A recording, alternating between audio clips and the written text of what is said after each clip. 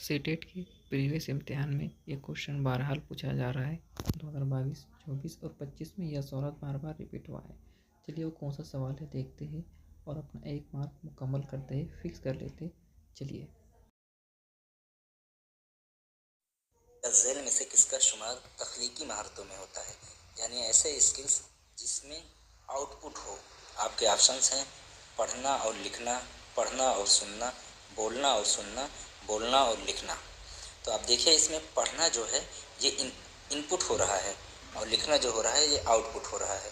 इसी तरीके से पढ़ना और सुनना इन दोनों चीज़ों में इनपुट हो रहा है। बोलना ये तो आउटपुट हो रहा है, लेकिन सुनना जो है ये इनपुट हो रहा है। तो आपसे सवाल पूछा है कि इसमें से कौन सा ऐसा स्किल है, कौन सी ऐसी महारतें हैं कि जिनमें इनपुट ना हो करके बल्कि आउटपुट हो रहा हो। तो आपका जो इस सवाल का सही जवाब हो जाएगा वो जवाब हो जाएगा बोलना और लिखना, यानी ये ऐसे कौशल हैं जिसमें आपका आउटपुट हो रहा है। तो आपका ऑप्शन नंबर